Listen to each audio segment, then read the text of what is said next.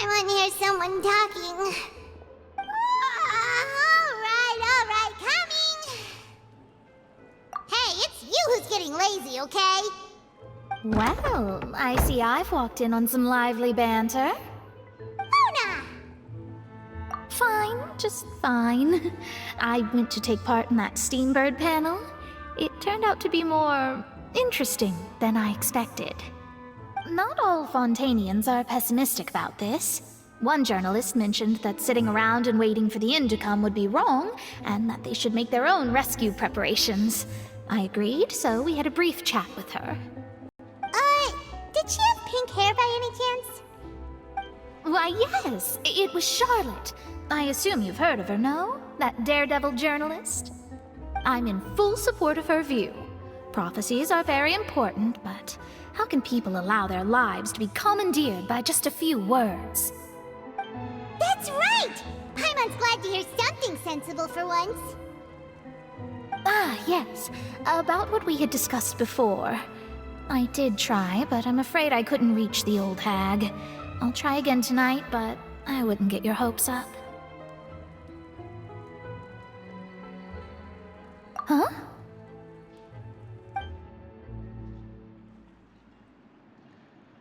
Goodness gracious. Are you serious?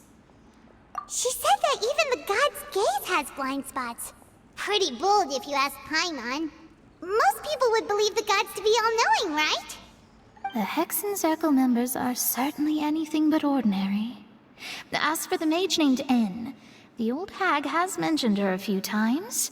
She said that N's sense of direction is incredible, and that she loves guiding those who are lost. But I've never met her, and if she were still alive, she'd be...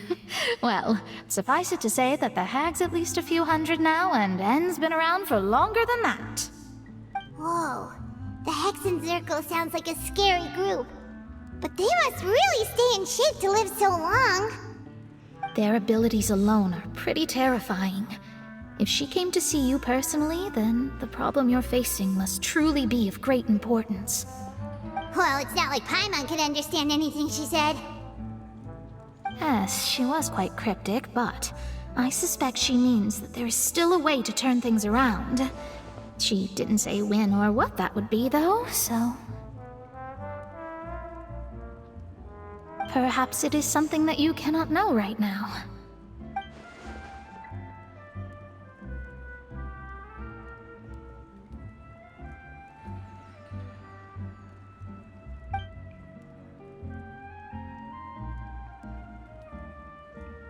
Traveler, Paimon, are you two all right? Oh, we're fine. We're just a little down right now. It kind of feels like the end is coming, you know? I see. I feel that same sense of desperation, too. I guess you could consider me someone who has often witnessed fate. So far as I have seen, it cannot be swayed. But even so, I still hope for, and believe in, miracles. Astrology is eternal and rational, but fate may not be. It is cruel, but it can also be beautiful. Perhaps that's what N was trying to tell you. Not to lose heart, and to believe that what you are seeing playing out before you is not yet set in stone. I did originally think of steering clear of all this, but I couldn't. Even if this is all futile, I still wish to help everyone. If we don't struggle to the last, then how can we face the end when it comes? Huh. You do have a point. There I go, talking about astrological principles again. Sorry about that. The moment I start talking about work-related stuff... I need to get going. It was worth trying to comfort you, even if only a little. I believe that you'll help those who are struggling in the same way I did. I suppose that might be why we always seem to meet by coincidence. Paimon feels kind of moved by what Mona said. But also kind of sad, too. Hey, Traveler. Paimon suddenly feels like going outside for a walk. Let's go. Let's walk around the city, shall we? There's a few spots we always like to walk by.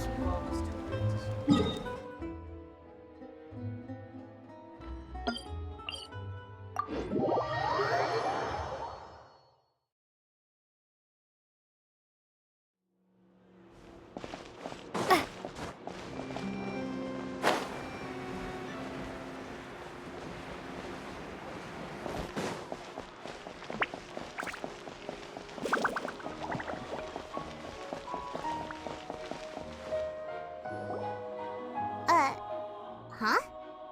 Our names are written in this newspaper. What's going on? Let Paimon see! The underwater stronghold, the Fortress of Meripede, has continued in its noble autonomy, but that does not mean that others cannot interact with it. My recent attempts to enter the fortress bore little fruit. Huh. Guess Charlotte still hasn't given up on that. Thus, did an Outlander friend become the focus of this report? A blonde adventurer with their white fairy, legends trailing in their wake. It is said that this mysterious traveler once visited the underwater fortress. So while the fortress's interior remains a mystery behind closed doors, do not fear, for the tales of the traveler contain surprises in spades. Journalist Charlotte's biggest scoop yet, the Traveler's Trail, World Walker. Huh. Charlotte took so many awesome photos of us and we never even noticed her. She hasn't been able to get a hold of anything at the fortress, so since we're easier to find, she's using us as the subject matter instead?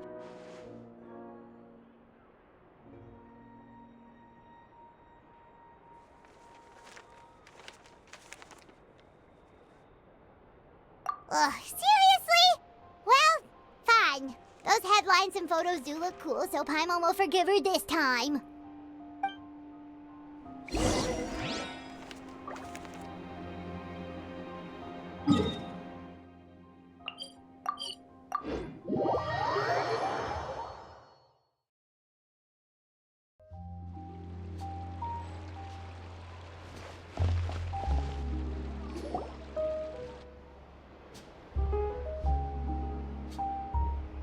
We're here! Paimon's hungry. Should we go in and get something to eat?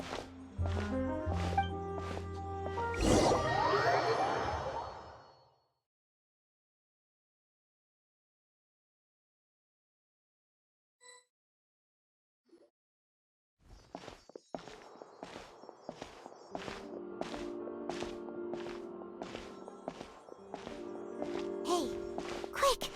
Look! That's the limited edition, only 16 slices a day cake! It was so delicious the last time we tried it, despite the tense situation we were in. Let's give it another go. Paimon's sure it'll be great. One slice of cake, please. Someone showed up after all. Oh, wait, you're the one from the Palais Mermonia. Oh, are you here to buy cake too? It seems Monsieur Nervalette was right. You really can eat. Wait, did he really say something like that?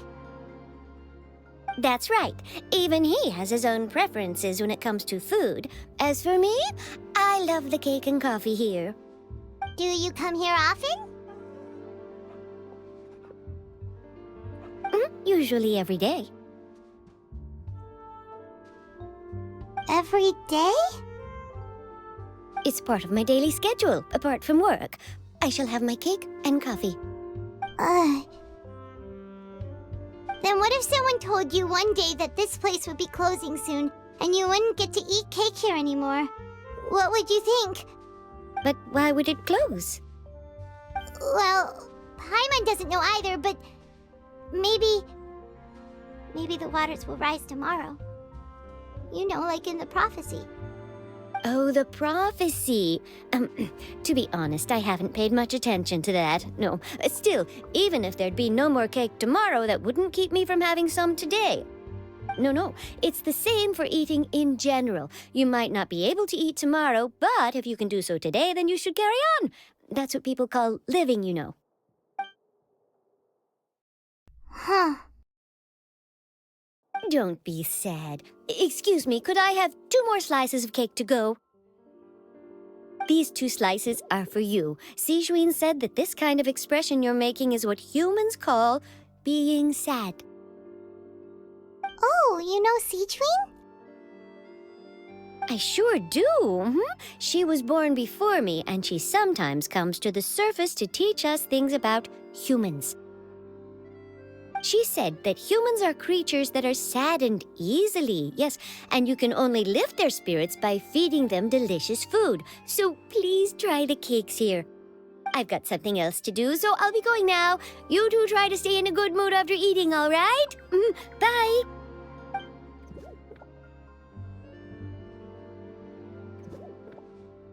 And there she goes. All right, let's dig in. Paimon's sure this cake will be delicious.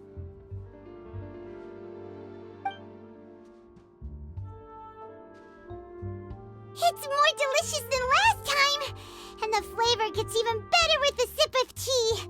It sure would be nice if we could come again tomorrow. Sure would be nice if we could always eat delicious food here.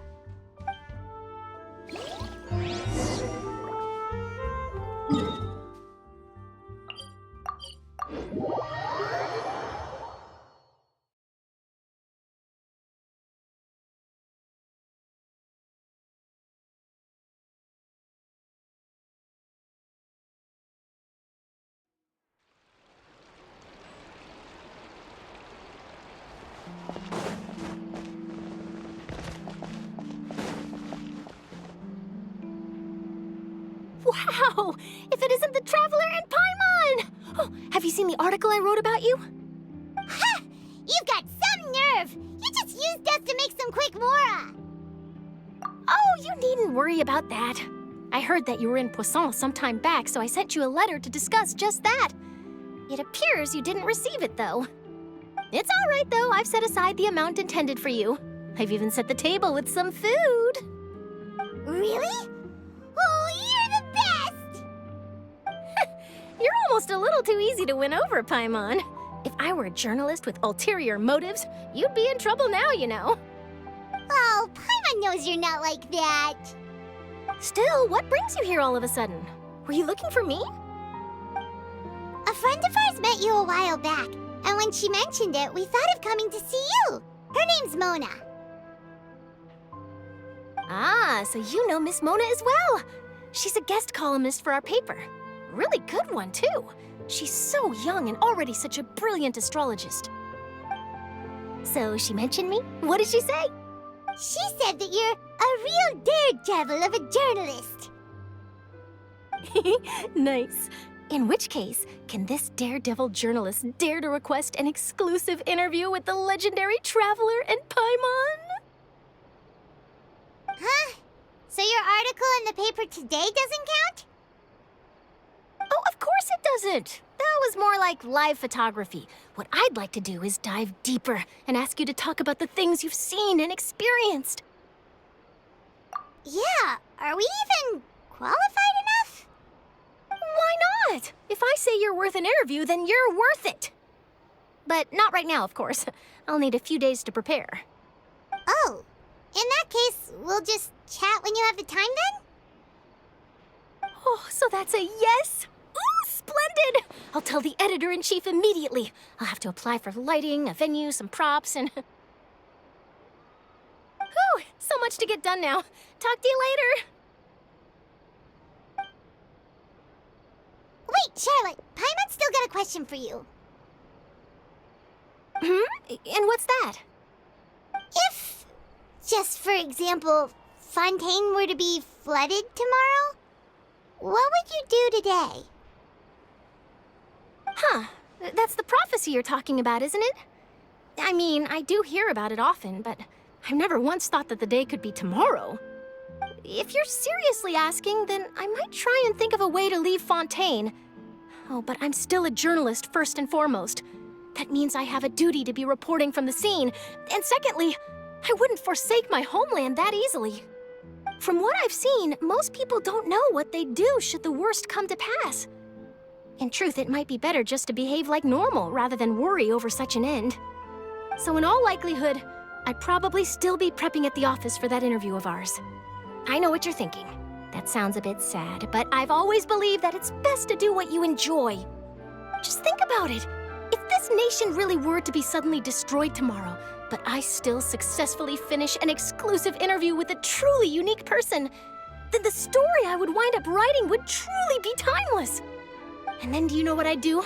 Well, I'd write that story, send it for printing, and use messenger pigeons to get copies out to the various nations as soon as possible. I'm not a dreamer, nor am I a workaholic, but I do love my job, and I'd be proud of leaving such an article behind. I guess you could say that I was born to be a journalist. But anyway, that's my answer. And on that note, I'll get back to my preparations. That's so nice. All of a sudden, Paimon actually kinda envies her. Anyway, let's go and take a look at the sea, shall we?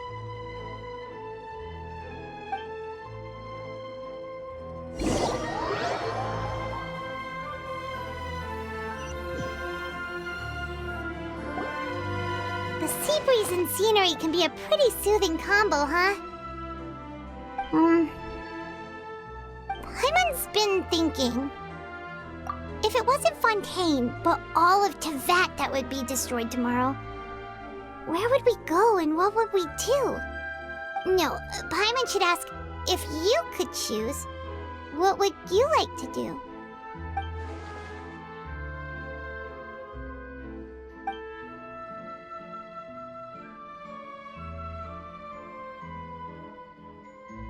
We've always been moving to the next destination, so we haven't spent much time thinking about these kinds of things. We didn't have to either, with us always being on the road and whatnot. You mean, still traveling? Huh. Wait, isn't that what we've always been doing?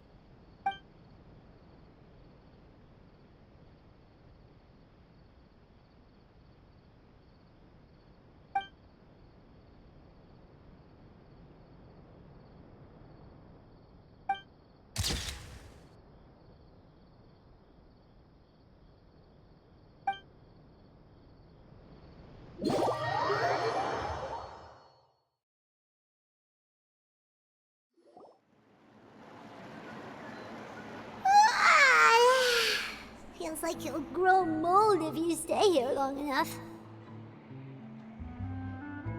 But it's still better than the Fortress of Meropide, that's for sure. It's not only damp there, but salty too. Ah, so the two of you are still here. Wonderful. Oh, you're from the Palais Mermonia, aren't you? Yes, I'm Isadora. Monsieur Nervillet sent me to look for you two before. I heard that afterward you went to the Fortress of Meropide. Not at all. I'm well aware that you're friends of his. Actually, I'm here to pass along a message from him. Yes, inside the Opera House. The Maréchaussée Phantom has declared the incident a small-scale riot. A riot?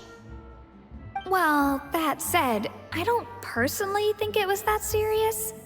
Lady Farina was watching a performance at the Opera House, and while she was resting during an intermission, some other audience members suddenly started harassing her, loudly accusing her of doing nothing about the prophecy crisis. And before she could respond, others started to join in. The crowd continued to grow, and protests against the Hydro Archon started to break out. So people have started to put the blame on Farina. Guess they finally found an outlet for the pressure they've been under due to the prophecy. I agree. People will naturally rely on gods, as is customary. But the moment people feel threatened, gods are also the first to be blamed. So what happened after that? Is Farina okay? Seeing that the situation was spiraling out of control and that further argument was pointless, she claimed that she'd gotten tired of this and left in a hurry.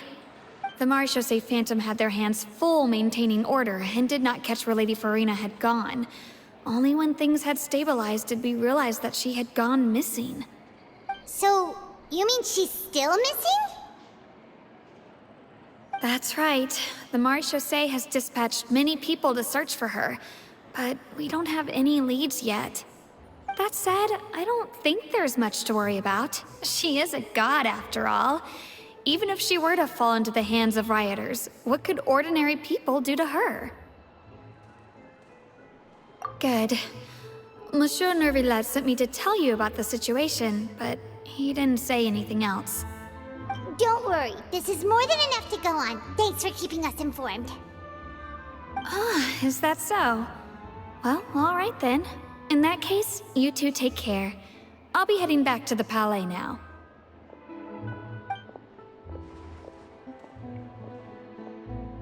Well, sounds like we should hurry over to Poisson then. If we know Farina, she won't try to fix things in this situation. Instead, she'll look for a place to wait out the heat. And as we also know, she may be loud and dramatic, but she doesn't have a heart of stone. When Nervillet was talking to her in the Palais Mermonia, and she heard about Poisson, she couldn't hide her sadness and remorse. It would be hard for her to ignore being accused by the public today. Paimon thinks Farina's probably taken the opportunity to slip away to Poisson and try to relieve the sense of guilt that she's feeling. Huh! Well, what do you think? Paimon knows the answer, of course, but Paimon can do the analysis to back it up, too. Cool, huh? In that case, there's not a moment to lose. Poisson, here we come! Guess all the survivors must have evacuated already. All that's left here are signs of devastation. Could Farina really be here? Let's try to find her as soon as possible.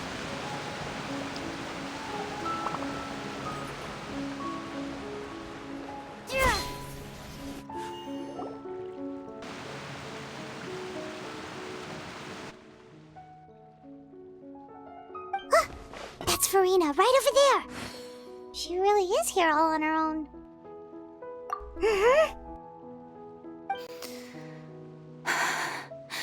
Should I just give up? This is all meaningless. What was meant to happen did happen after all. Everyone's dead. I'm sorry. I am so sorry. Give up, Farina. There's no point in holding out. I'm sorry. But what can I even do other than to repeat meaningless apologies over and over? Who's that? Don't worry, Farina, it's just us.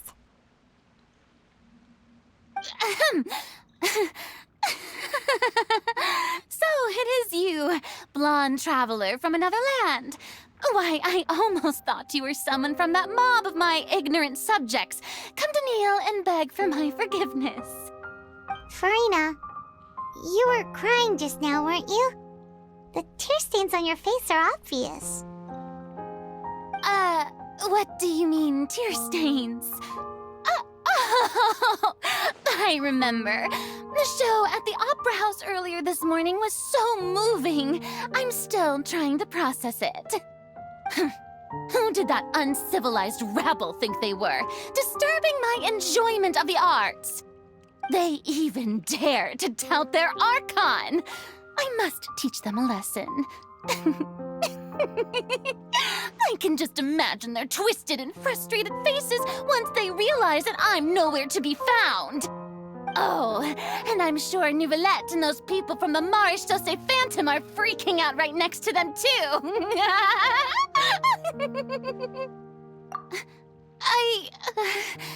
Of course not. Hey, there she is! The Hydro Archon's over there! Quick, after her! Farina, those people seem to be after you. They are? They're just some rabid fans who want to cut the line because they haven't been able to meet me in person, aren't they? That's against the rules. I can't let them get their way. Farina just ran off! Quick, we have to catch up with her!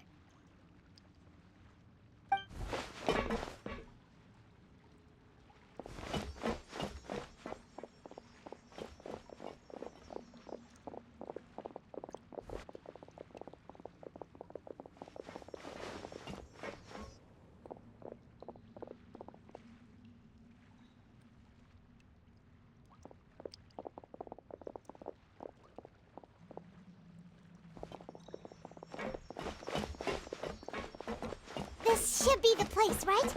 Hey, Farina! There's a good hiding spot over here. Quick, come to Paimon before the rest of them catch up to you. What is this place? Hurry, they're almost here. Fine. I suppose haste is warranted. Lead the way.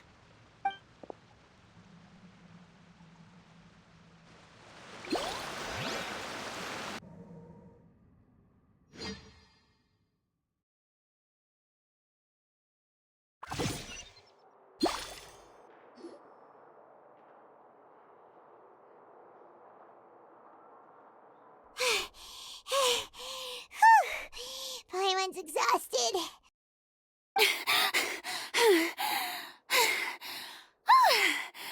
I'm so tired. I totally thought they had caught me. No, I mean, I merely gave in to the sheer enthusiasm they displayed.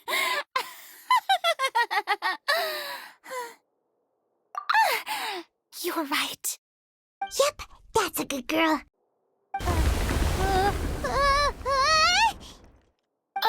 What's happening? The ground's shaking. Is it an earthquake? Yeah, a quake of this kind preceded the flooding in Poisson, didn't it? It can't be. It's happening again. Well, there's no need to worry too much about that. Novelette's made some emergency plans, so the evacuation should go a lot smoother this time. Yeah, I hope you're right. But the people of Poisson, they've already...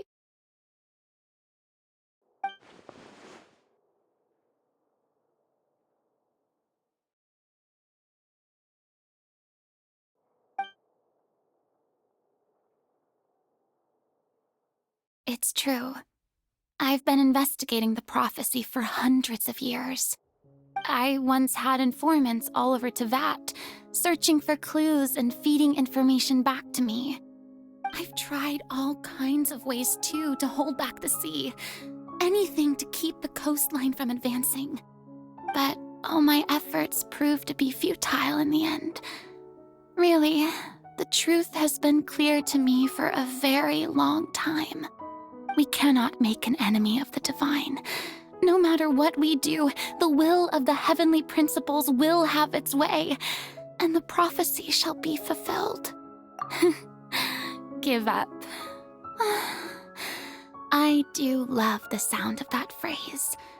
It would mean finally coming to terms with fate, but also for me to finally be free. Indeed, I thought fate is really unreasonable, isn't it? It has no heart and obeys no rules. The prophecy has only just started to come true, and so many people have already lost their lives. But just now, it all became clear to me. I still don't have the right to come to terms with fate on behalf of everyone else. As long as the final moment hasn't come, it's still not too late. Don't worry. I will keep hope alive for everyone until the very end. Well, that's enough for now. I got the impulse to play the stricken maiden, but honestly, considering my rank and station, that wasn't a good fit at all. Don't take any of what I just said seriously. How could I possibly let Fontaine fall to the whims of trivial prophecy? Come on! Paimon could have sworn you were actually being honest just now.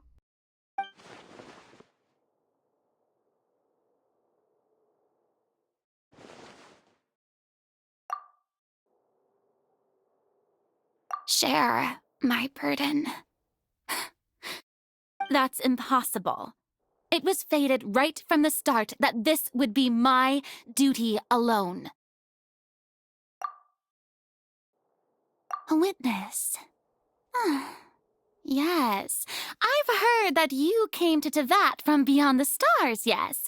In other words, you never belonged here. And if Tevat is, in its entirety, a show on a stage, Then you're just a spectator, aren't you? If that's the case...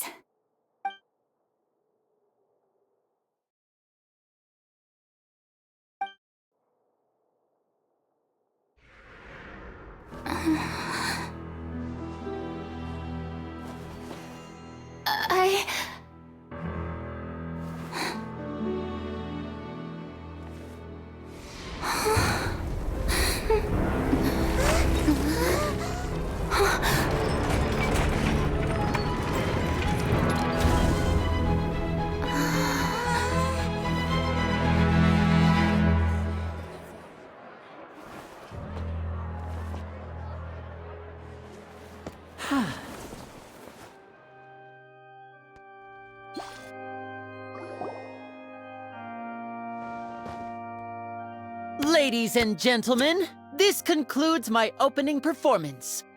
Now, without further ado, we may proceed to the trial of our god. So this is what it is. Yes, you deserve praise for the effort you took to raise the dramatic stakes. Do not forget, however, that I am Focalor, the god of justice, the embodiment of justice itself. Does it not strike you as even the least bit absurd to bring the very concept of justice to trial? May I interpret these words as your refusal to stand trial? In that case, you will have the opportunity to defend your honor through a duel. You would draw your blade against a god?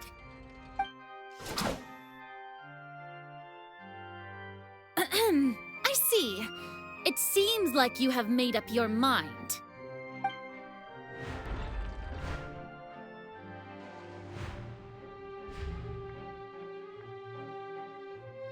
Paimon can't believe it. She just surrendered. What the heck is going on? Did I just see an Archon surrender to a human? Wow, how utterly humiliating. Lady Farina, what is the meaning of this? Shh! It would seem that there has been a misunderstanding. To be clear, the raising of both hands is not always an indication of surrender. Looking for excuses again, huh? I raised my hands just now to indicate my acceptance of the trial. No duel shall be necessary. I will admit that I've been running away for a long time. I'm sorry, everyone. I was unable to protect the people of Poisson. It is my duty to stand trial for my crimes. You are not the only ones to be disappointed in me. I, too, am exceedingly disappointed in myself. But now, it is time for the Hydro Archon to show you her courage and resolve. I, Farina, will use this trial to show the world the true meaning of justice! This time, I will protect you. Applaud and rejoice! One of the most outrageous and fantastical arcs known to the opera epiclese is now unfolding before your eyes. Mark my words, this shall be one of the most exhilarating and brilliant shows ever to grace the stage of Fontaine! The trial of the Hydro Archon, Focalor, will now begin! Woohoo! Oh, now we're making history. Why does it feel like Farina just took over the whole thing? Like, come on! Didn't she just get forced to stand trial for her crimes? Also, even though she's still acting super dramatic, she is taking this seriously this time, right? All right, then. Who will be my opponent in this trial? The court asks the prosecutor to please take the stand. Is that so? Very well. Then please speak, witness of Tivat, my accuser and fated opponent.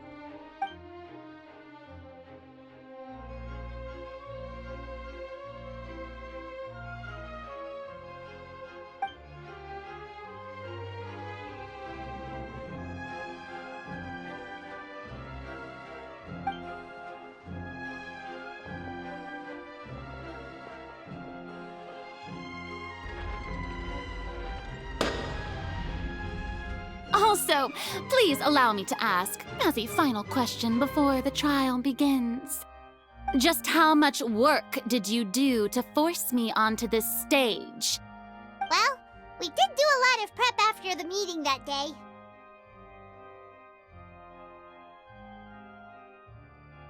I can go over the tasks assigned to the Spina di Rosula, since they were rather straightforward and easy. Navia, the president of the Spina di Rosula.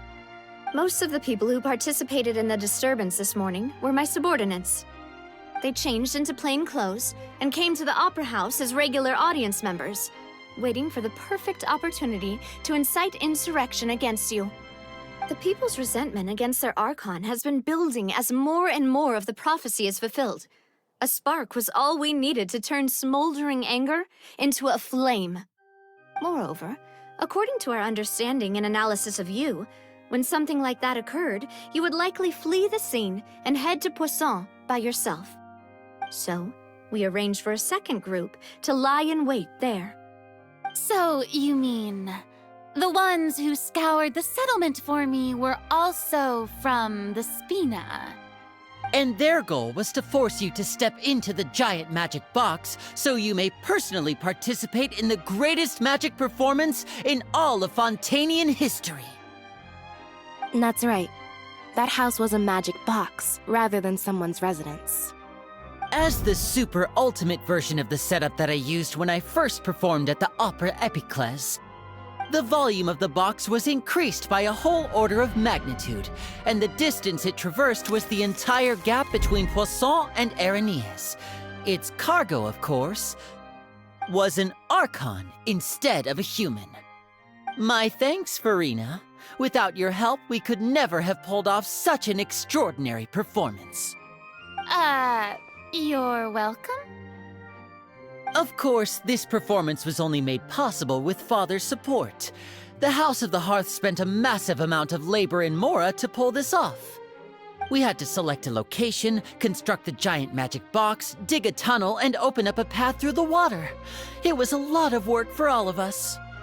So, in other words, the earthquake that we felt within the giant magic box was just a normal tremor from the transportation of the whole house? That's right. It wasn't a sign of another disaster to come. Then, I can guess Nervilette and Cloran's parts. You gathered a crowd, prepared a stage, and made sure that the champion duelist would be immediately ready for a fight. Also that as soon as I appeared on the stage, the trial may commence without a hitch. Am I right? Yes, that is correct. Well, Clorand, I must commend you for your courage. Only the most outstanding champion duelist in all of Fontaine would accept a duel with an Archon without flinching. Thank you. As for you, Traveler, I suppose your role was to keep me distracted with conversation once you found me in Poisson. You'd make sure that I didn't notice anything amiss before revealing yourself as my prosecutor once we'd arrived onto the stage. Oh?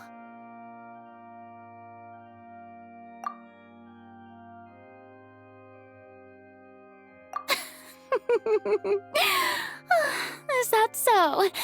Then I suppose I must have missed my final chance. It's fine. It matters not. What's done is done. The stage is already set, so there's no reason to disappoint the audience. Let's see this trial through to the very end.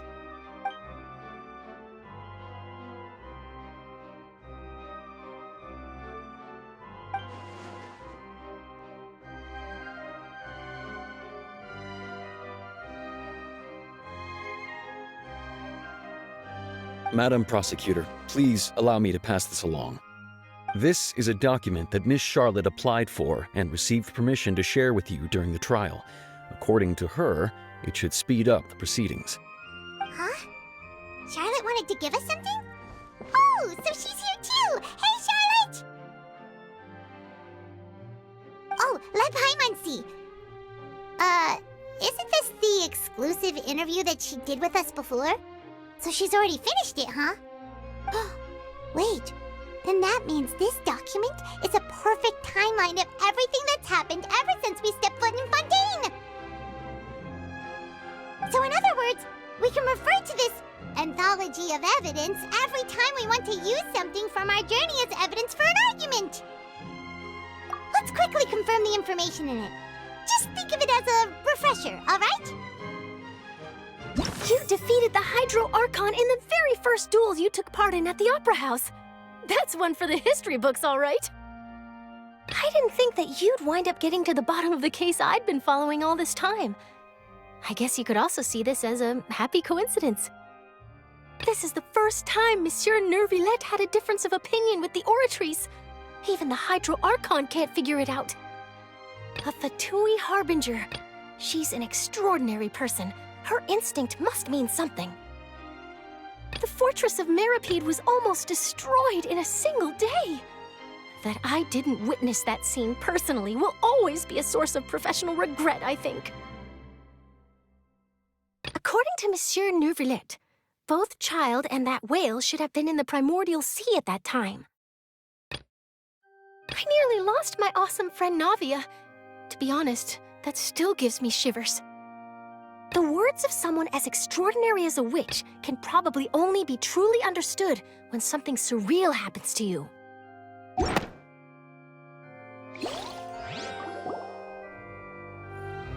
The prosecution and the defense are both in position. The trial shall now begin. Oh, come on, Neuvillette. There's no need to repeat all the unimportant legalese. Just fast forward to the part where the prosecution lays out my offenses. As the defendant and the lead actress of this performance, I still haven't even been informed of my supposed guilt in all of this. Of course, it is only natural for humans to struggle to understand the actions of a god. However, you will need more than that to convict me of a crime. That's true, but my charge here is unrelated to your conduct as an Archon. Instead, I would like to charge you as a fraud who's never been the Archon in the first place. Wait, what was that? Lady Farina's a fraud? Hey, I came here thinking that we were going to try the Hydro Archon for forsaking her duty, but did I hear that right? She's not our Archon at all? Charge accepted. Lady Farina, do you plead guilty to the charge?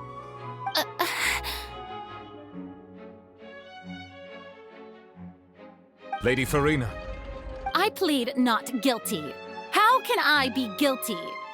There is no way that I, Focalor, otherwise known as Farina de Fontaine, a member of the Seven and the Regina of all waters, kindreds, peoples, and laws of Fontaine, could be anything other than your true Archon. Yeah, even though Lady Farina can be rather eccentric, isn't it going too far to doubt her very identity? Yeah, I've never questioned her identity either. Sure, Lady Farina can be super irresponsible, but what grounds does that prosecutor have to make such a huge claim? I have cause to believe that common sense will prevail in this case. Many of the members of the audience have known me as the Hydro Archon ever since they were born. There would be no fooling their memory. See? Even the Oratrice has decided to show me its favor. Are you sure you want to commit to a charge that will never be upheld? If you wish to drop the case, I can promise you as the God of Justice that you will not have to face trial for making a false accusation. We will treat everything that's happened as a dramatic spectacle and move on with our lives. What do you say to that? An argument with near impossible odds, huh? You have to not only refute Furina's claims, but also overturn the long-held beliefs of the people. Well, I tried to give you the chance to surrender. If you must persist, then let me ask. If you believe I'm not the Archon, then what manner of being do you think I am? And if I was not the Archon, then how did I manage to live for over 500 years?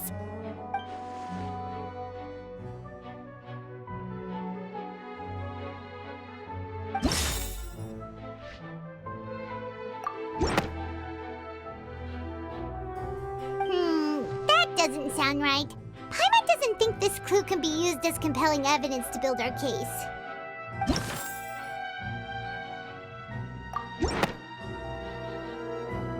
First of all, you may be a member of another long-lived race, which would allow you to naturally possess an extended lifespan.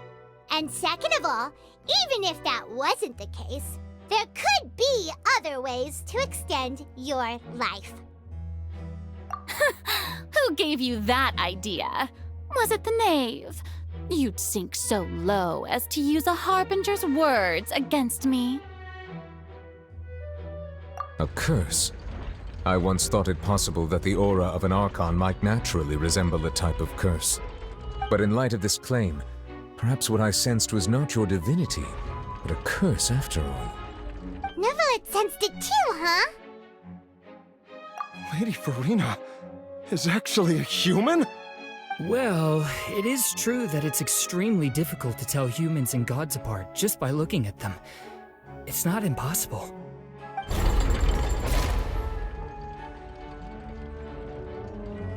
Well, don't start celebrating too early now.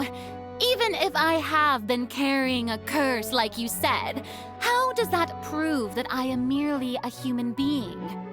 Besides, everyone knows that the main difference between a human and a god is the possession of authority. Gods can do what humans cannot. That's why they're worshipped as gods. For centuries, manifestations of my authority have served the nation of Fontaine. One need only to turn their eyes towards the Oratrice Mécanique d'Analyse Cardinal in this very opera house, or consider the endemnitium that is used in every aspect of life.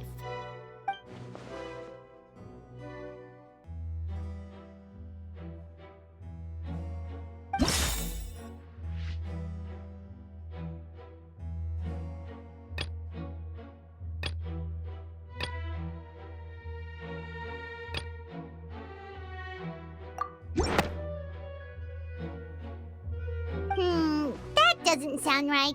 Paimon doesn't think this clue can be used as compelling evidence to build our case.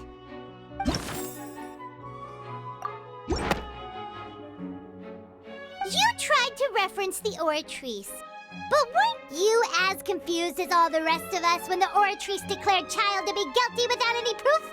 Otherwise, you should have come up with a good explanation for that by now. Didn't I make myself clear at the time? The decisions of the gods are naturally difficult for humans to comprehend. There is no need to provide an explanation. Lady Furina, I believe a reminder of your current circumstances is in order. While the court is in session, the principles of justice and the law must come before all else. While you are an Archon, you are also first and foremost the defendant in this trial. You will prove yourself unable to defend against the prosecution's charges if you continue to withhold vital information against the rules of the court. I never thought you'd use that kind of rhetoric against me. That was no trick of rhetoric, Lady Furina. I've merely reiterated the rules of the court. Rules that all should respect and follow. So, you neither knew why Child was declared guilty, nor did you understand the structure and operations of the Oratrice. Instead of having been created by you, the manifestations of authority you mentioned have been made by the real Hydro Archon, haven't they? The real Hydro Archon? Well, now you're really losing me. It is true that I did not know why the Oratrice gave out a guilty verdict that day. But the Oratrice handed out that verdict unilaterally, and it has been operating independently ever since it was first created. You can't argue that just because a divine creation is flawed, that the god behind it must also be no god at all. She's still throwing out all kinds of excuses. Seems like she's confident that we won't be able to produce proof that she has no power over the Oratrice. My power as an Archon. There are many ordinary citizens in the audience. How can I just carelessly demonstrate the formidable power of an Archon? If that poses a concern, I'm prepared to extend my protection to the audience. You don't need to go that far.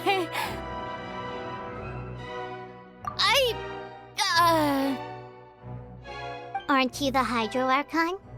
Or is it that you can't even wield the power of Hydro, much less the authority of a god? Indemnitium! Yes! It's all because of Indemnitium! All Archons derive their power from the faith of the people, and I've converted the people's faith in justice into Indemnitium! Thus did I give up all of my divine power to provide everyone with energy for their daily lives. Have you ever seen a more magnanimous god? Isn't that a huge stretch? Yeah, no matter how generous an Archon can be, how could they give up all their power? Can a god with no power even still be called a god? It seems like nobody's buying Furina's excuse. Hey, come now, everyone! Please don't stare at me as if I was a liar! I'm still the same Furina you knew, right?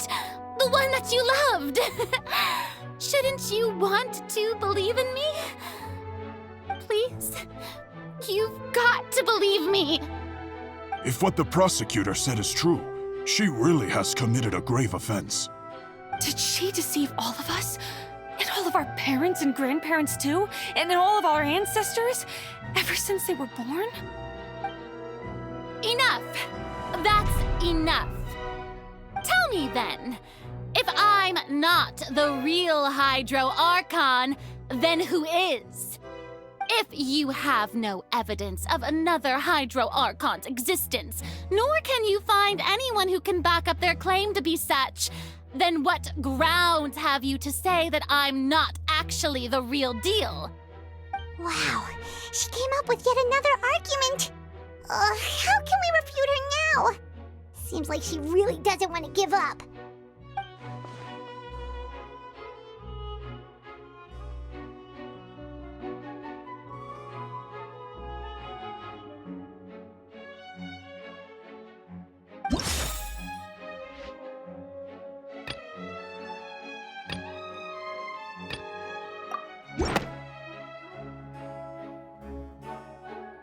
It has been established that all Fontanians can dissolve in water from the primordial sea.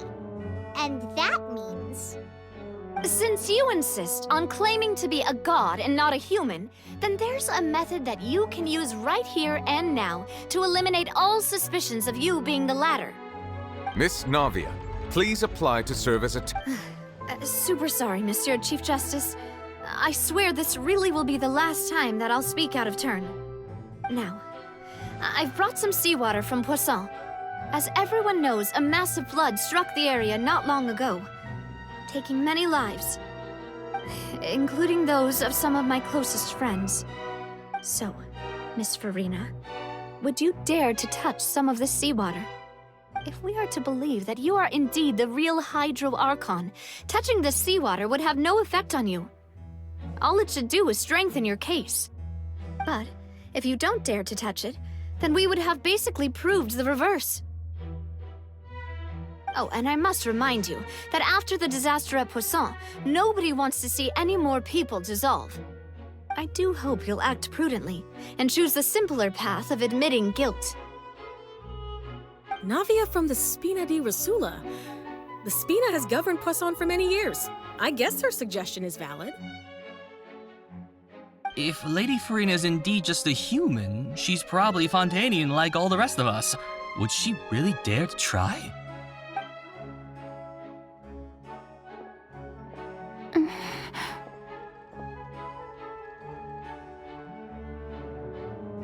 Lady Farina, this test has been unilaterally proposed by the prosecution. As it falls outside the realm of standard court proceedings, you possess the right to decline participation. Well, of course he had to tell her that.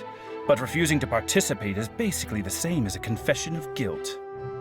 She's just staring at the water without saying a single word. It really does seem like she's quite terrified of it. That could only mean... What's going on? Is she really planning to... that's not what we thought she would... Due to the inherent risk of the test, Lady Farina, you may...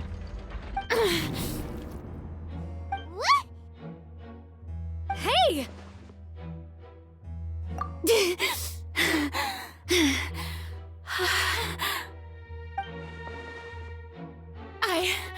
I'm fine! Look at me, everyone! My hand is still here! I haven't been dissolved! Will you believe me now? I really am your Archon! I'm nothing like a normal human who would fall apart as soon as they touch this water! Really? Was this not the most obvious thing in the world? Miss Siegewien? If you are present, Miss Siegewien, please come forward and attend to the defendant. Siegewien? Don't be nervous. It'll just take a few seconds. Let me see. That should be enough. Please announce the results of your evaluation to the court, Miss Siegewien. As everyone doubtlessly saw, Miss Farina was displaying symptoms of hyperventilation and flushed skin. These indicate that she was experiencing the adverse effects of exposure to primordial seawater. The extent to which she was affected is the same as other humans when exposed to primordial seawater of a similar concentration. Thank you, Miss Siegewien. Lady Farina, you may return to the defendant's stand. Oh, wait. What did she just say? I didn't get dissolved! Shouldn't that be enough to prove my innocence? Well, considering your tendency to run from your problems, we did originally prepare a direct sample of the seawater around Poisson. However, after extensive discussion, we exchanged it for a sample that is not concentrated enough to dissolve an actual human. After all, on the off chance that something entirely unexpected might occur, we don't want anyone else to lose their life to the sea. Yeah, so out of regard for Farina's life, you secured a low-concentration sample and asked the head nurse to serve as an expert witness. It's a great thing that the direct sample wasn't actually used. Farina could have... I can't believe... You...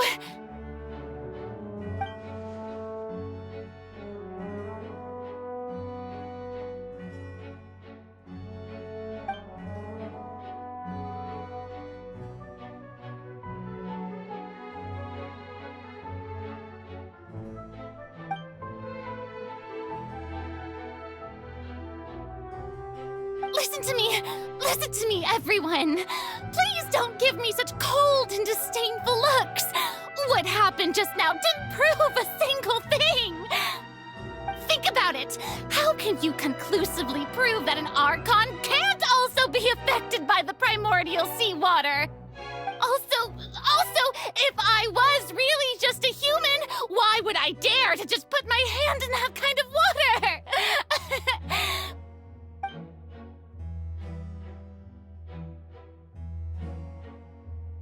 Please, anyone, just listen to me!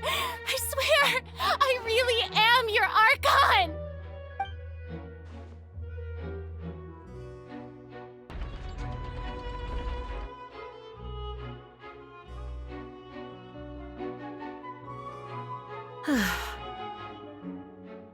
I don't think anything she says at this point will sway anyone. The odds are just too stacked against her now. With all all the things that have been said, Paimon doesn't think there's any way left for Farina to win. I believe the time for arguments and presentation of evidence has come to an end. If there are no objections, we will move on to the final judgment.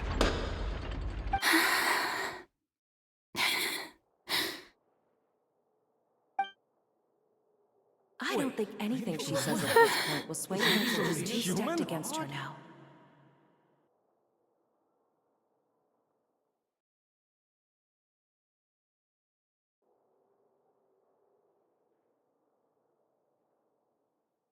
In my capacity as Chief Justice, I shall now render judgment on Farina's misrepresentation of herself as the Archon of Fontaine. As a human who knowingly deceived her fellow citizens, Farina is guilty.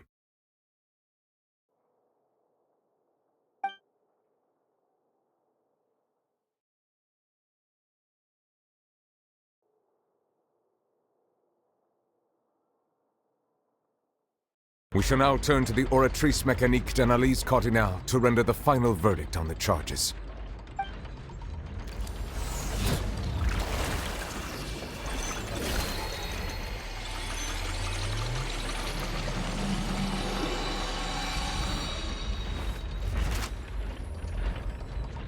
According to the judgment of the Oratrice Mécanique d'Analyse Cardinale, Farina is... Well, what's wrong? What's the Oratrice's verdict? No, the Oratrice also displays a guilty verdict. Isn't that correct then? However, the exact wording of the verdict is thus: the Hydro Archon, guilty, to be punished via the death sentence. The death sentence? That's actually one of the available sentences? I've always thought that it was just a myth. The one and only time the death sentence has been handed out at the court, and it's been given to the very person we've worshipped as the god of justice? What an unexpected twist. Farina's been sentenced to death by the Oratrice? We just wanted to use the trial to show her the seriousness of things so she'd tell us the truth. How did things escalate this quickly? This outcome is indeed quite strange. According to Fontaine's current definitions of justice, as well as its recommendations for criminal sentences, is this sentence really appropriate for the crimes that have been committed? Yeah! Even Fauché wasn't sentenced to death by the Oratrice. You know, the real evil mastermind behind the serial disappearances case. Indeed.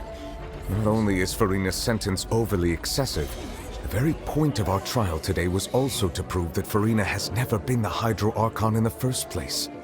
But now, the Oratrice seems to have deliberately invoked the title of the Hydro Archon. What does this mean?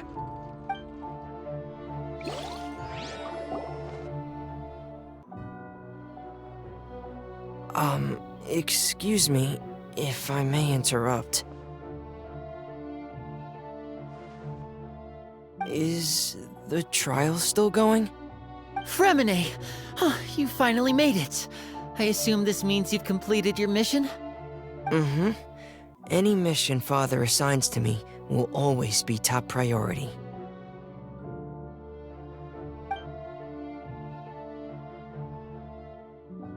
Is that the first prophecy slate? Huh. So the knave privately arranged for Fremine to try and find the missing slate. I looked everywhere and finally found it at the bottom of the sea. It took me a long time to get around some dangerous stretches of water. But has the trial already concluded? Then doesn't that mean I've come too late? Oh no. Father will be disappointed in me. Thank you for your hard work, Mr. Fremine.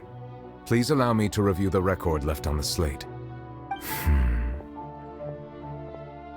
Traveler, I believe that you have already seen the other existing slates, and would like you to come here and confirm their contents.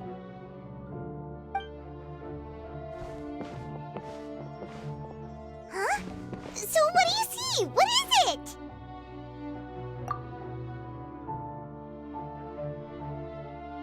I believe I've now made sense of the Hydro Archon's crime.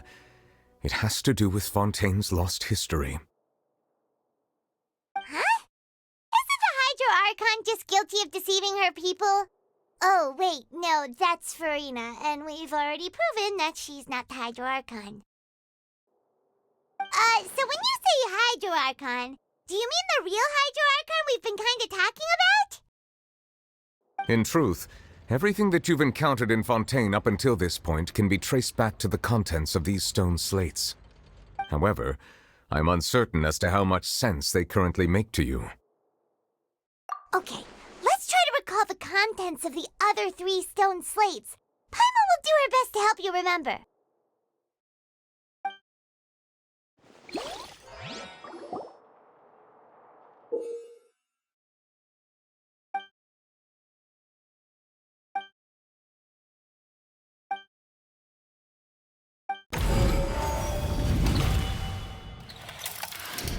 The first stone slate describes what you just said.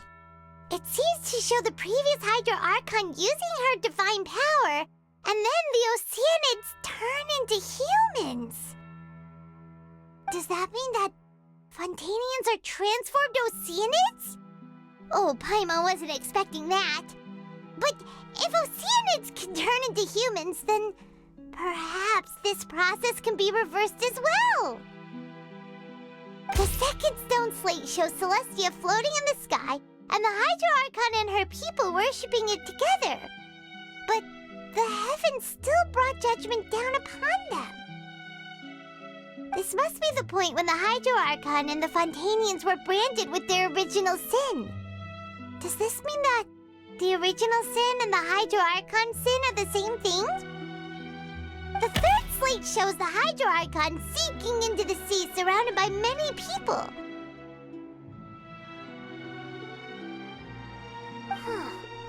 That reminds Paimon, didn't we also watch that happen to someone else?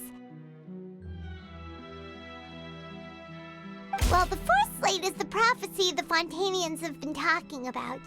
People dissolving into the sea, the Hydro Archon crying on her throne, and so on. We didn't believe that such a crazy disaster could happen at first, did we? But after that incident, it was just a question of when and not if.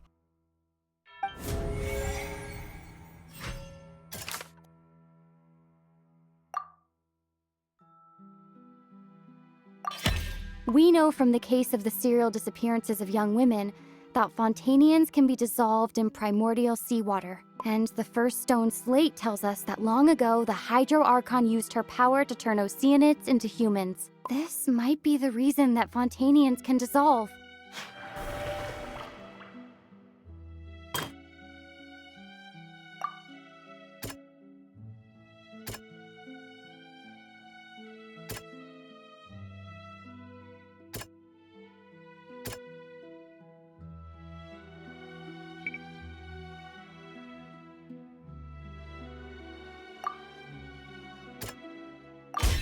Perhaps what is about to take place has all happened before. The true sin of the Hydro Archon that Nervilette mentioned, and the original sin cast down on the people of Fontaine by Celestia, as recorded on the stone slates.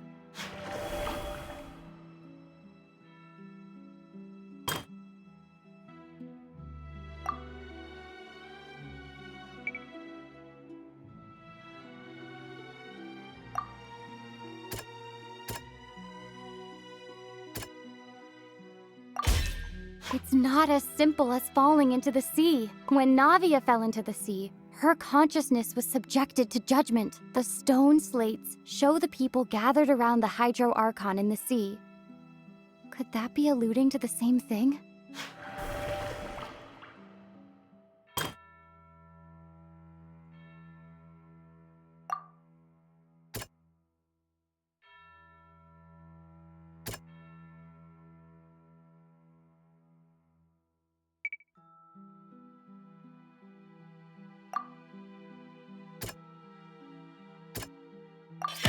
The prophecy from the stone slates found its way into society.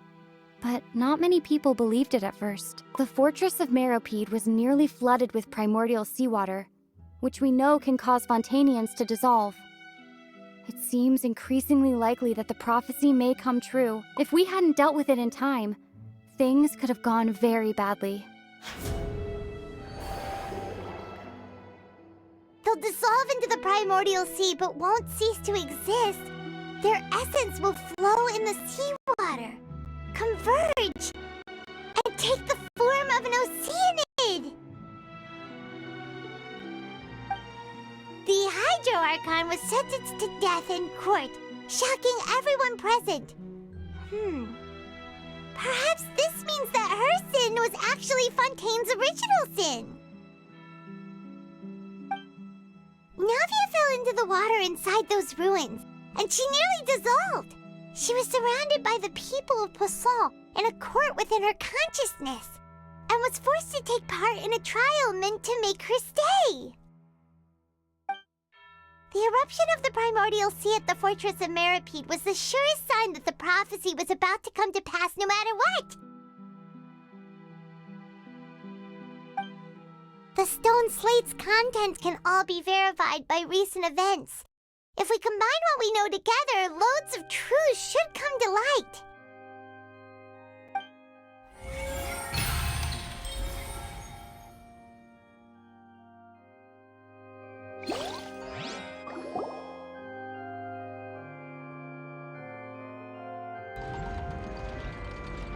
Huh? Oh, Paimon gets it now! So that's how you can make sense of it. But then it feels like we're going to have to share some truly shocking revelations. Let's hear them. Incredible. Linny, did you hear that? We're not real humans. All Fontanians were originally created by the late previous Hydro Archon, with Oceanids as their basis. The evidence for that can be found in how only Fontanians could dissolve in primordial seawater, and how all the girls Vacher dissolved were also turned into Oceanids. Oh, and according to Navia, when she was about to get dissolved, she also saw everyone gathered around for a trial, all of them in the shape of Oceanids. Indeed. Yeah, and it follows from the content of the first slate that she probably angered Celestia by creating humans without prior permission. That could also explain why the Oratrice judged the Hydro Archon to be guilty. It's to account for that ancient sin. The Hydro Archon's true sin was creating us? And yet, after many hundreds of years, the Hydro Archon's creations have turned around to try to judge the Archon within the Opera Epiclese. The twists of history are often the most unexpected of all. Yeah, isn't the image here just like when Navia fell into the sea? So wouldn't it be trying to show the image of the Hydro Archon also falling into the sea once the prophecy has been fulfilled in the fourth slate? In the end, the people will all be dissolved into the waters, and only the Hydro Archon will remain weeping on her throne. Only then will the sins of the people of Fontaine be washed away. Did Paimon get all that right? You've made some keen deductions. I must say, given how much you still don't know, it is impressive that you've already managed to connect so many pieces of the truth. However, while you were able to decode all the information on the slates, they've also been etched with an additional layer of hidden information using a different power source. When we were at the ruins, I tried to decipher the hidden information recorded in the slates. But since we only had 3 slates at the time, I was unable to come to a full conclusion. Now that the slate collection is complete, I shall make another attempt to decipher the narrative recorded within. If everything goes well, we should finally be informed of the unadulterated truth.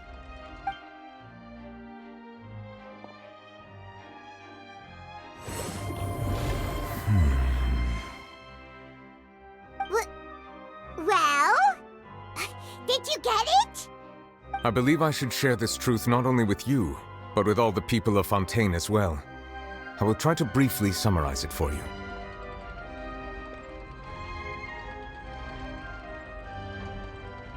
Your hypotheses regarding the origin of Fontanians and the sin of the Hydro Archon were both correct. In the Fontaine of old, the previous Hydro Archon sensed the yearning of her Oceanid familiars for life on land.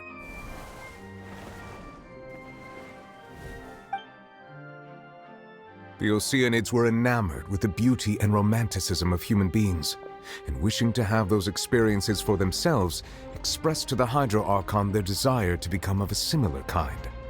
However, even though water as an element is intricately linked with the power of life, the Hydro Archon, as one of the seven, did not possess the authority to create a new form of human life.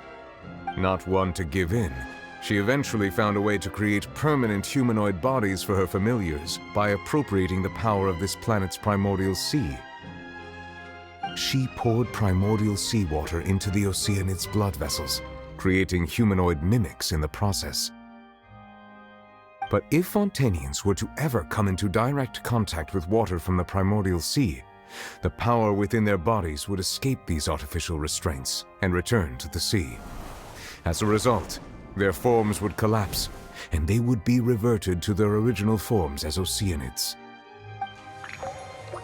Of course, the Hydro Archon never received permission from the heavenly principles to create a new human race. And thus, the Hydro Archon and all of her creations came to shoulder the original sin of appropriating the power of the primordial sea. That is the true history of how the people of Fontaine first came into being. So we were all Oceanids before we turned into human beings? That's way too much information for me. I think I'm just going to pretend that I never heard a single thing. Wait, but if that's the truth, we can't let the Hydro Archon be sentenced to death. After all, her only sin was creating us. This really might be too much information for your regular Fontanian, but it does answer a lot of our questions. Alas, your hypothesis regarding the third and fourth stone slates was inaccurate. The slates' respective positions are, in fact, correct. A key point of the visual on the third slate is how all the individuals depicted in the water are humans rather than Oceanids. They have not been dissolved, which implies that the water depicted in this slate is not water from the primordial sea. The nation of Fontaine is the nation of Hydro, as well as the nation of trials and justice. Instead of being the literal element, the water in the scene symbolizes judgment and justice. You may also recall Navia's experience. When she fell into the sea, her consciousness was surrounded by that of many others who intended to hold a trial to determine her fate. Therefore, the meaning of the third slate is that the people of Fontaine shall try the Hydro Archon at the court of justice. Yes, it refers to our present situation. I think I'm following now. So, what you're saying is, even though we decided to put on this trial to avoid fulfilling the prophecy, in truth, everything we've done has happened exactly as the prophecy foretold. So now, it seems, we're the ones making sure it comes true. What should we do?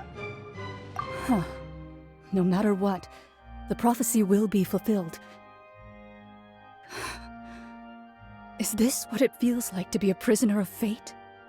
If that's the case, does that mean the scene in the fourth slate will also be fulfilled soon? Traveler, I would like to point out another small fallacy in your deductions.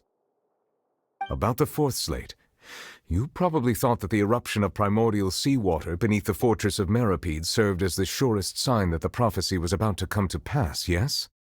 However, I believe that rather than being a sure sign, that eruption could in fact only be a small warning of something far worse to come. As for the root cause of the catastrophe, I believe you've already encountered it once before.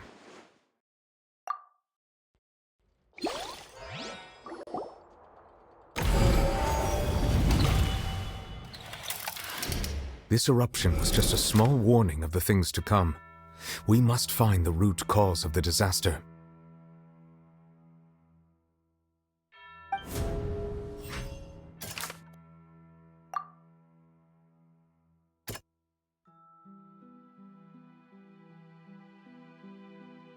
That doesn't sound... It was both dream and reality. If we're talking about a true culprit, that could only be that thing inside the primordial sea, right? The truth, the original sin, the trial, and the root cause of the disaster.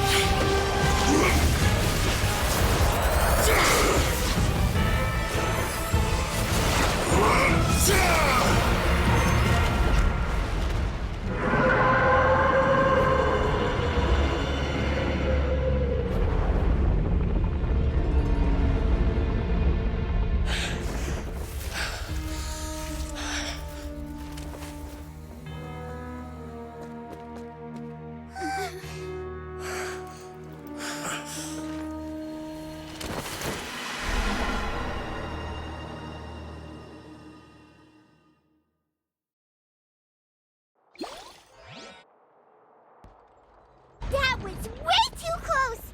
How did that thing just burst into the Opera House? Wait, was that the huge whale you saw in your dream? So we've met it at last. I understand very well why it has chosen to make an appearance here. That whale does not belong to Tevat. It is a monster that has traversed the stars, weeping all the while. It has been greedily consuming the energy from the planet's primordial sea, using it to grow. That is the main cause for the rising sea levels. And once it has finished consuming all of the energy contained within the sea, its next step will be... You said that when the Hydro Archon first created Fontanians out of Oceanids, she filled their blood vessels with primordial seawater. Precisely. That whale finds the blood of Fontanians nigh impossible to resist. Therefore, when it left the primordial sea, it decided to make its next stop a packed opera house full of food. Food in the form of Fontanians. We just barely managed to push it back, right? In that case, won't it come back to target the people again once it's managed to recover its strength? That is correct. Indeed, it is more accurate to say that we should thank that Harbinger for buying us some time. Without him, the whale would have likely come onto land far sooner. From the way he looked, he must have been fighting the creature for quite a long time. That battle maniac. We've always known that he had a special connection with that whale, but we definitely didn't expect it to help us out like this. Anyway, now that we know that this whale is the actual cause of the disaster recorded in the prophecy, all we need to do to stop the prophecy would be to find a way to beat it up, right? It is too late. It had already absorbed too much of the primordial sea's energy before we could notice it. At this point, it has become practically integrated with the sea itself. Even if the entirety of Tevat were to be destroyed, it could still survive and swim off towards some other world. That's not something I will accept. We've already done everything we can, and we even found the true culprit. We've come so far. You can't just tell me that the last hurdle is some impossible foe. That's just not fair. Indeed, that's not how a grand performance should end. I'll fight it to the end, no matter what. So the prophecy will be fulfilled no matter what, huh?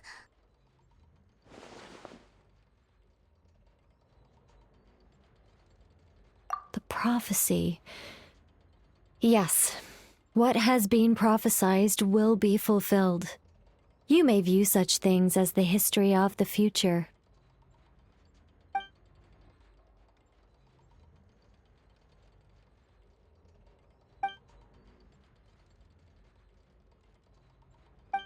Just as prophecies are usually only the future as seen from the perspectives of the gods, could things be happening in hidden corners, where the gods' gaze does not fall? Ultimately, fate shall serve as your only guide, no matter what will happen in Tevat's future.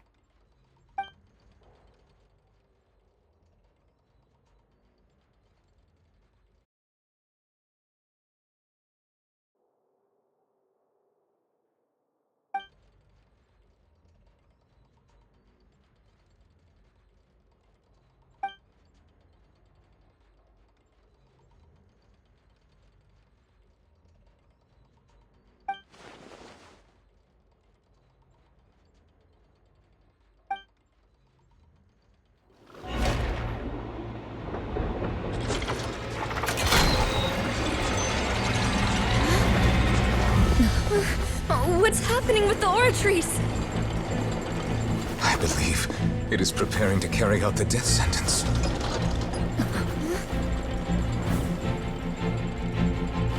Farina!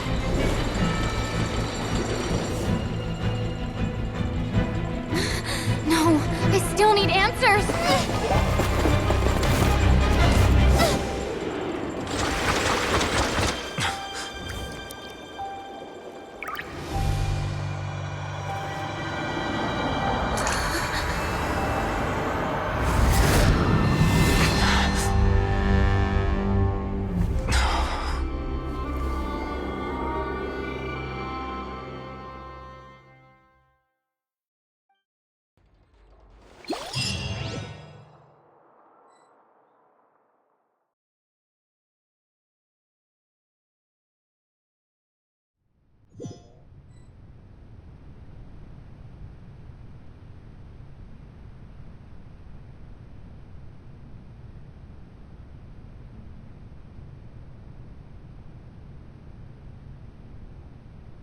You...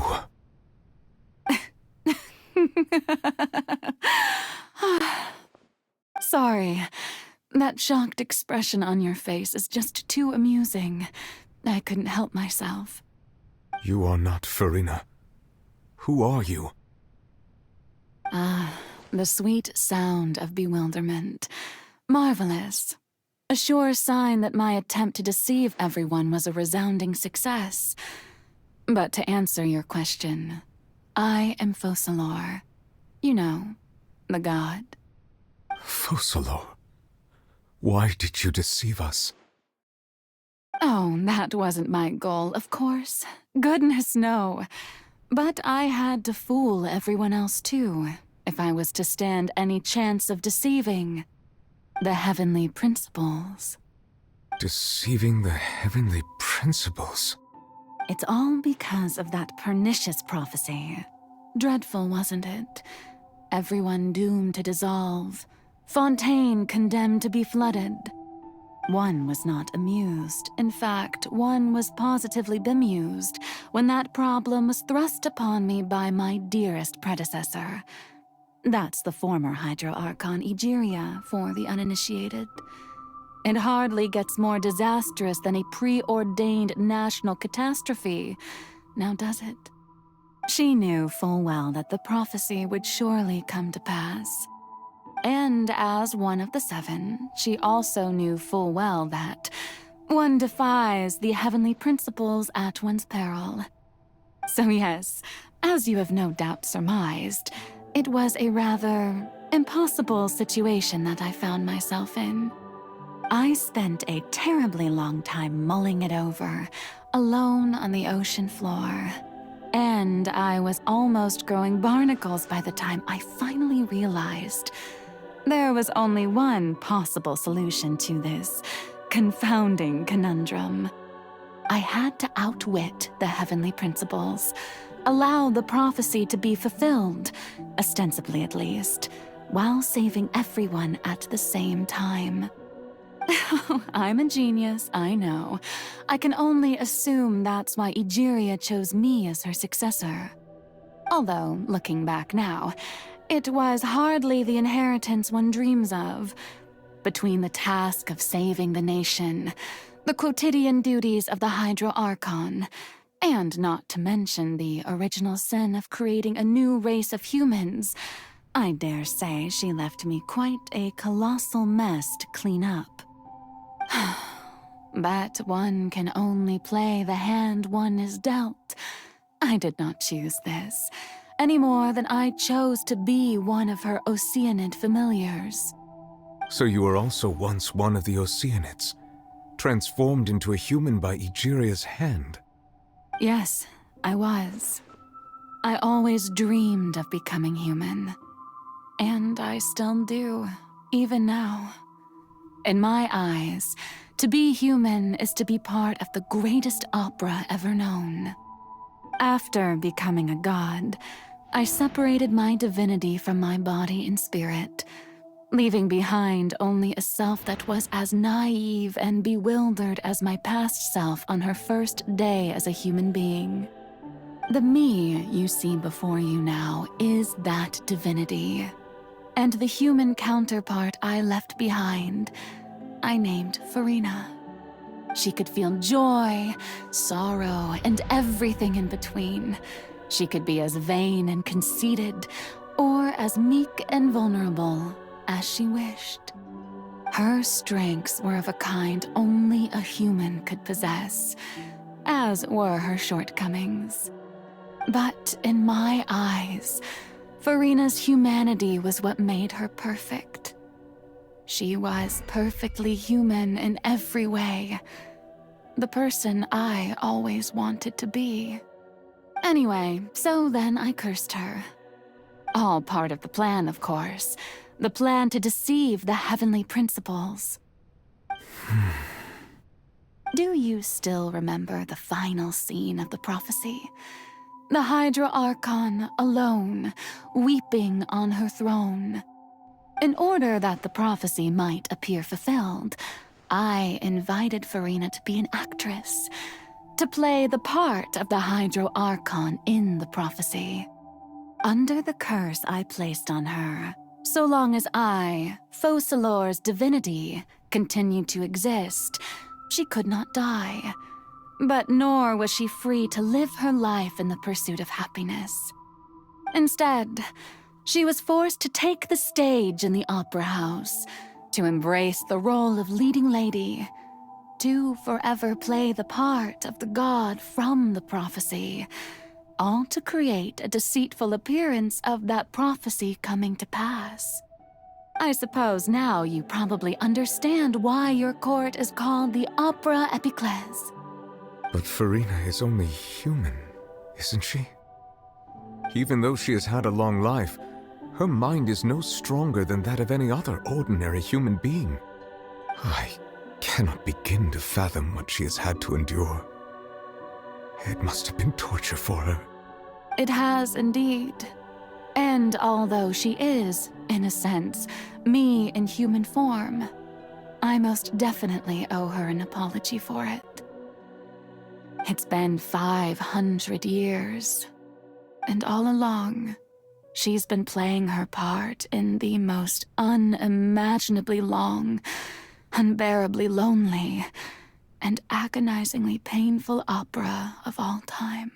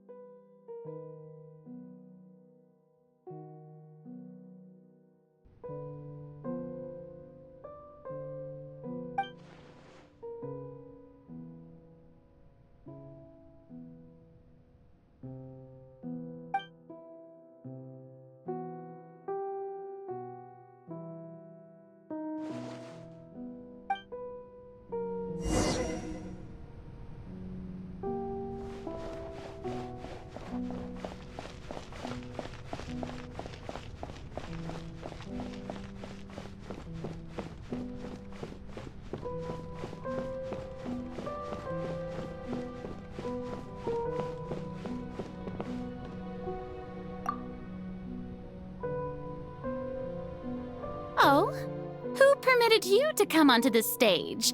Now, I understand your admiration for my august self, but I must ask you to keep to the rules.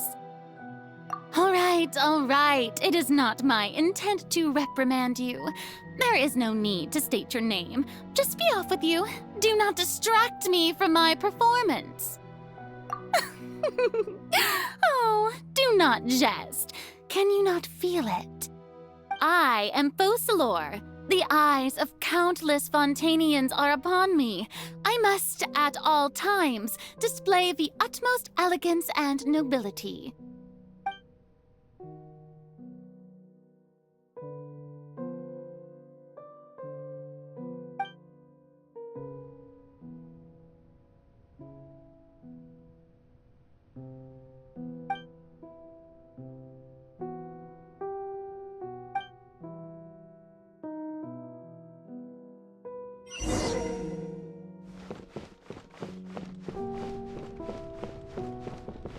Dear audience, the performance is experiencing a technical difficulty, but worry not.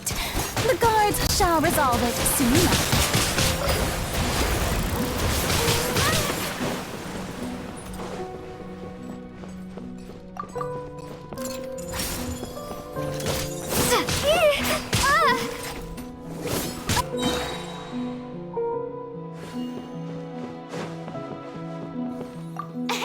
What gives? The audience is still watching me, you know. Guards? Wait, where are the guards? Guards!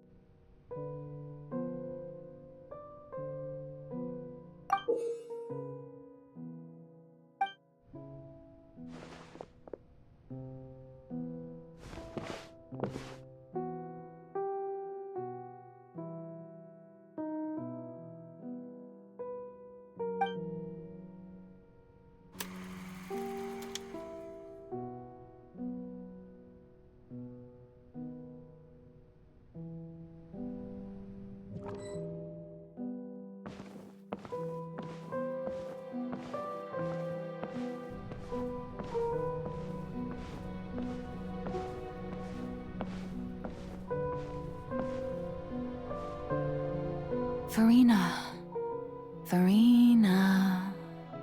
Huh? Who's that? Who's calling me? Where are you? Be not nervous. Be not afraid. I am before you. Wait a moment. You're near me? How can this be?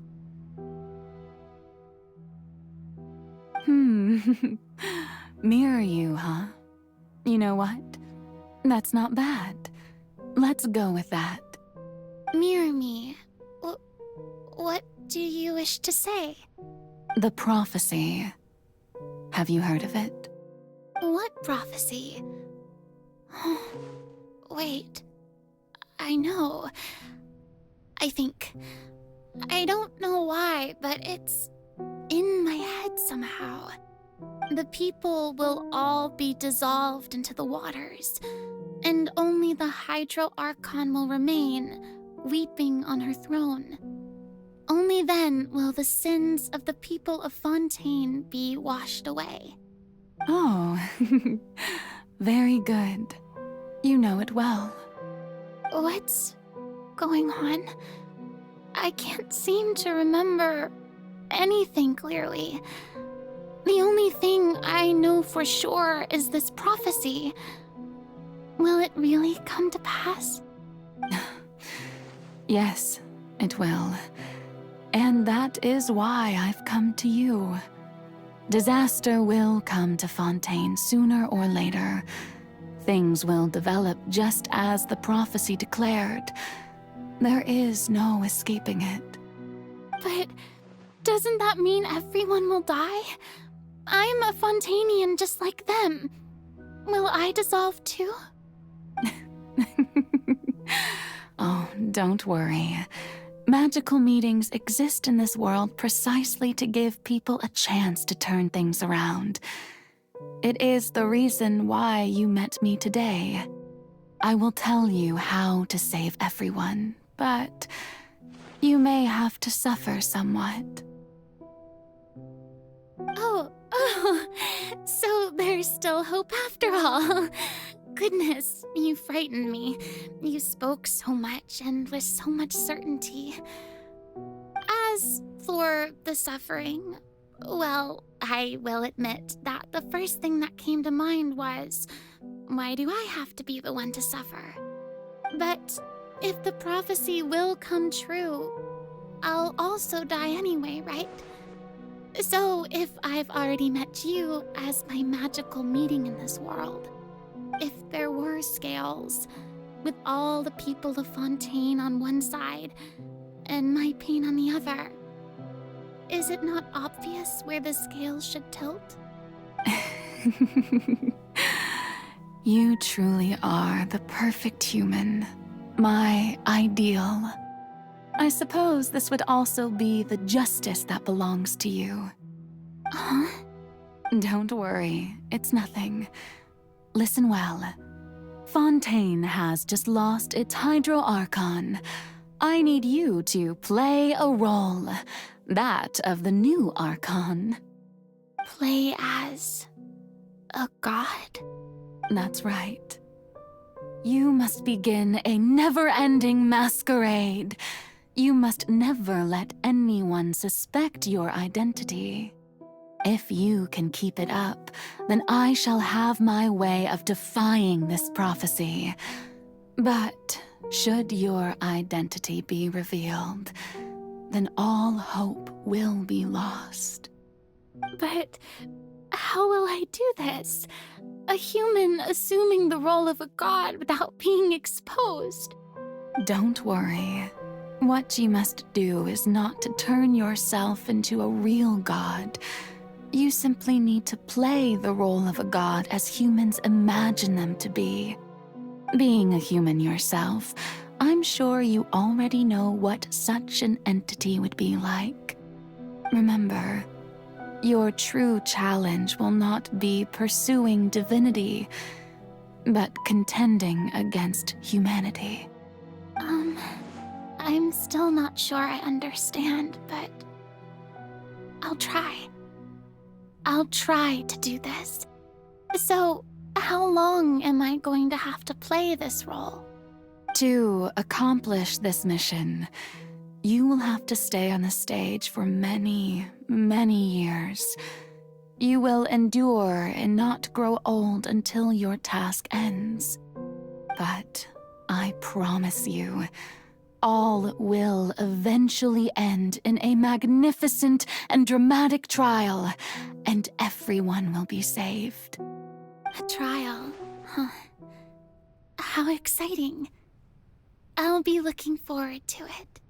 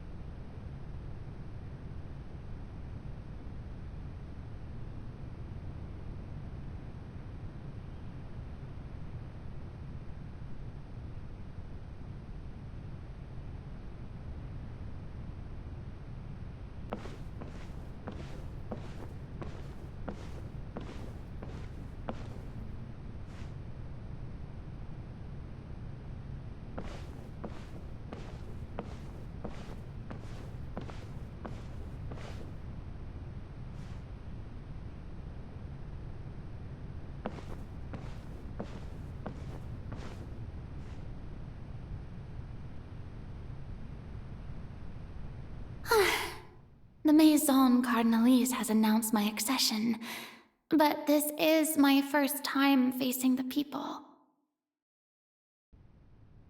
What should I say to most appear like a god? To be honest, ladies and gentlemen, good evening, and welcome to the Opera Epiclese. I'm sure you've all heard about how I have taken on the role of Hydro Archon. Indeed, I am Farina de Fontaine, your new Archon. In truth, I know little about becoming a nation's new god, but it will be my honor to guide you all. As the god Focalor, the god of justice, I shall do all within my power to lead you into an age of fairness and justice. Once again, thank you all for coming. If you should have any questions or suggestions, please send them to the Maison Cardinalise. The future of Fontaine will require us to work together, after all. This should do it. I thought I might stammer, but thankfully, I was able to convey my thoughts just fine. Okay, and next. That's the new Hydro Archon. Is this some kind of joke by the Maison? I would have thought that a being that surpasses humanity would be a bit more assertive. Hey, did you hear that? She even told us to send her suggestions there at the end. Shouldn't gods be all-powerful? She's being so modest. What's the difference between her and an ordinary person, then? If you ask me, perhaps the succession didn't actually happen. She might just be a Maison-back puppet. Wait, what's going on? Why is everyone suspecting me of being a fake? Oh, this is bad. If I get exposed here, there'll be no saving the people from the prophecy. Right. Mirmi said that I just need to play the role of a god as humans imagine them to be. Calm down, Farina. Think. What do the people want? How would they imagine a god to speak and act?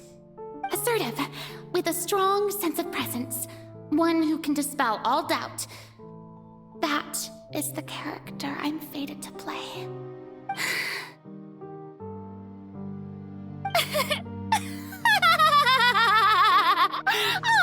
Oh, very good, my people.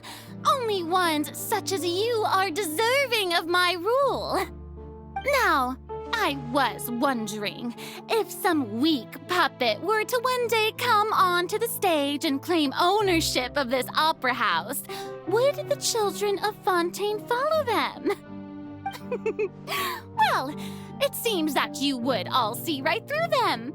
Having passed my test, you are qualified to witness wondrous trials alongside my august self, here in this opera house.